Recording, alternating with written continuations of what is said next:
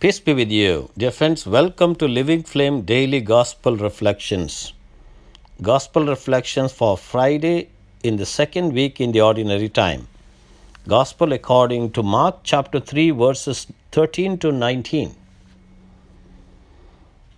As we have gone through the Gospel of Mark, we have walked with Jesus throughout his travels, throughout Jerusalem, Nazareth, Capernaum, and the areas of Galilee. We have seen the personal call of James, John, Peter, Andrew, and Levi to be his disciples. Understand that at this point there were many who were following Jesus. But in these verses we read that Jesus ordained or accepted the 12 that they should be with him and that he might send them forth to preach and to have the power to heal sickness and to cast out devils. There is much that we can learn from Christ's first disciples. There are many similarities in their lives and ours. They were called by Christ himself. He chose them, they did not choose him. They were required to leave all and follow him. They were witnesses of his many miracles. They were taught by Christ personally. They were persecuted for their faith. Their lives were changed from the moment they met him. They were used by Christ to carry out his message and ministry. All of these elements are true in the life of modern-day followers of Christ.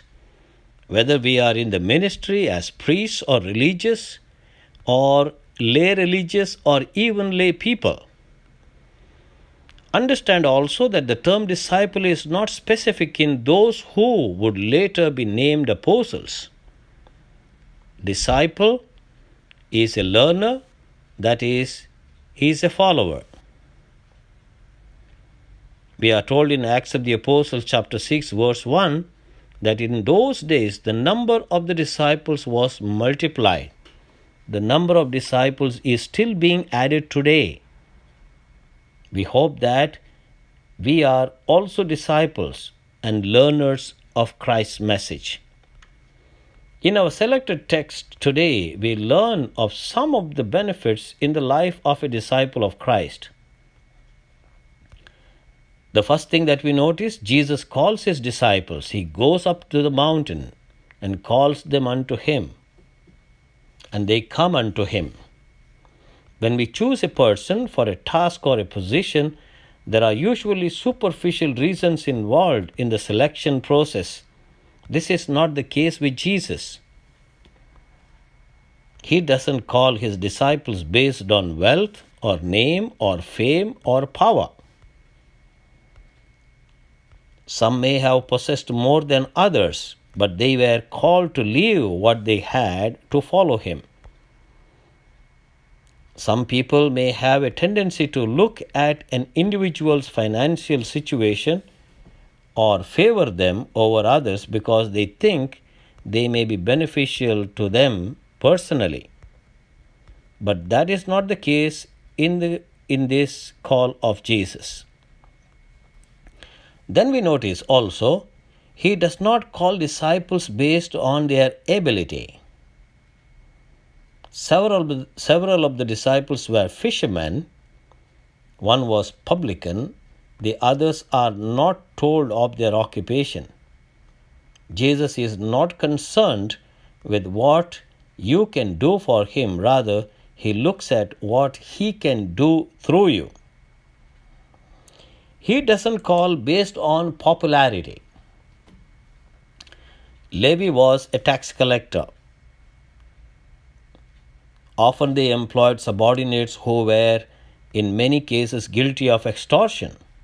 The taxes were given to the Romans and were viewed by the Jews as a very heavy burden. As a result, the publicans or the tax collectors were many times Jews and were hated by their brethren. Now we come forward to understand that Jesus teaches his disciples, and they should be with him. Jesus did not just choose some men to leave everything for no reason. He had a plan for them. Notice the phrase, that they should be with him. Remember Jesus' initial call to these men when he said, "Follow me." The most important thing that these men could do was to simply be with Jesus. Jesus taught these men by personal example. This is required closeness to Jesus. And consequently, they watched him, they heard him, they lived with him, and as a result, they learned from him.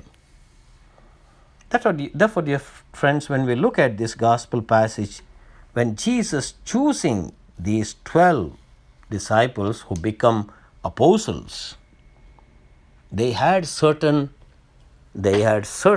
characteristics, not in terms of the worldly standards, but Jesus knew them personally.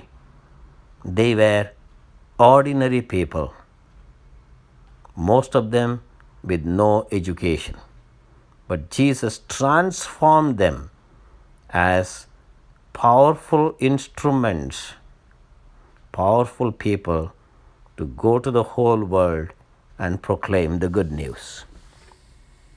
Let us learn the art of being with Jesus and learning from him so that we too become his powerful instruments of peace and love in this world. God bless you.